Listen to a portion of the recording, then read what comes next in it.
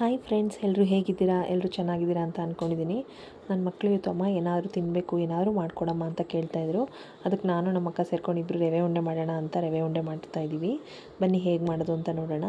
ಮೊದಲು gas on ಮಾಡಿ ಒಂದು ಪಾತ್ರೆ ಇಟ್ಕೊಳ್ಳಿ. ನಾನಿಲ್ಲಿ ಅರ್ಧ kg ಸೂಜಿ ರವೆ ತೊಗೊಂಡಿದ್ದೀನಿ, ಅಂದರೆ ಮೀಡಿಯಮ್ ರವೆ ತೊಗೊಂಡಿದ್ದೀನಿ. ಇದಕ್ಕೊಂದು ಸ್ಪೂನ್ ತುಪ್ಪ ಹಾಕ್ಕೊಂಡು ಚೆನ್ನಾಗಿ ಹುರ್ಕೋಬೇಕು ರವೆನ. ನೋಡಿ, ಈ ಥರ ಕೈ ಆಡಿಸ್ತಾ ಇರಬೇಕು, ಇಲ್ಲದ್ರೆ ರವೆ ಸೀದೋಗೋ ಚಾನ್ಸಸ್ ಇರುತ್ತೆ. ಕಲರ್ ಚೇಂಜ್ ಆಗೋವರೆಗೂ ಹುರ್ಕೊಳ್ಳಿ. ಆಫ್ ಮಾಡಿ ಇಟ್ಕೊಂಡಿದ್ದೀನಿ ನಾನೀಗ ರವೆನ.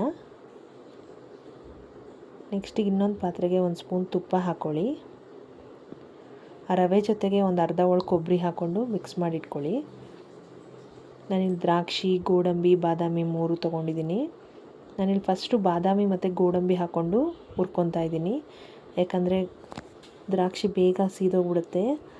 ದ್ರಾಕ್ಷಿ ಮೊದಲು ಹಾಕ್ಕೊಂಡಿಲ್ಲ, ಅದಕ್ಕೋಸ್ಕರ ನಾನು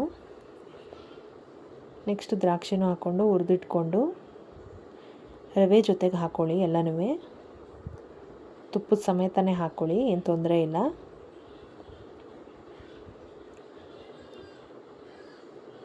ಪುನಃ ನಾನು ಗ್ಯಾಸ್ ಆನ್ ಮಾಡ್ಕೊಂಡಿದ್ದೀನಿ. ಈಗೆಲ್ಲನೂ ಇದನ್ನೆಲ್ಲ ಸೇರ್ಕೊಂಡು ಮಿಕ್ಸ್ ಮಾಡ್ಕೋಬೇಕು.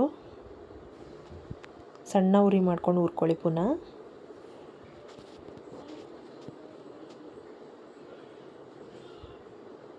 ಕೈ ಆಡಿಸ್ತಾ ಇರಿ, ಇಲ್ಲಾಂದರೆ ಸೀದೋಗ್ಬಿಡುತ್ತೆ. ನಾನಿಲ್ಲಿ ಒಂದು 5-6 ಏಲಕ್ಕಿನ ಕುಟ್ಟಿ ಪುಡಿ ಮಾಡಿ ಹಾಕ್ಕೊಂಡಿದ್ದೀನಿ. ಈ ಕಡೆ ಹಾಲನ್ನ ಕಾಯಕ್ಕೆ ಇಟ್ಕೊಳ್ಳಿ. ಹಾಲು ಸ್ವಲ್ಪ ಬೆಚ್ಚಗಾಗಬೇಕು, ತಣ್ಣಗಿರೋ ಹಾಲು ಹಾಕೋಬಾರ್ದು. ಇಲ್ಲ, ಅರ್ಧ kg ರವೆಗೆ ಅಟ್ಲೀಸ್ಟ್ 1 ಲೋಟನಾದರೂ ಸಕ್ಕರೆ ಬೇಕಾಗುತ್ತೆ.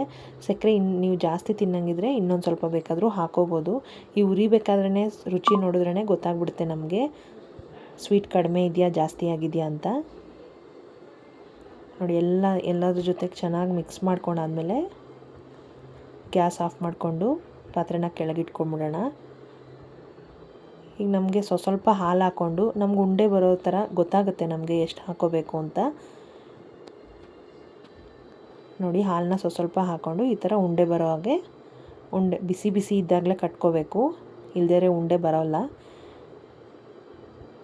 ನೋಡಿ, ಈ ಥರ ಉಂಡೆ ಕಟ್ಕೊಂಡು ತಟ್ಟೆಗೆ ಹಾಕಿಡಿ. ಆರಿದ್ಮೇಲೆ ತುಂಬ ಚೆನ್ನಾಗಿರುತ್ತೆ ರವೆ ಉಂಡೆ ತಿನ್ನೋದಕ್ಕೆ. ರವೆ ಉಂಡೆ ರೆಡಿ.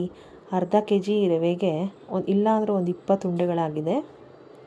ಚೆನ್ನಾಗಿ ಬಂದಿದೆ. ನೀವು ಟ್ರೈ ಮಾಡಿ. Thank you.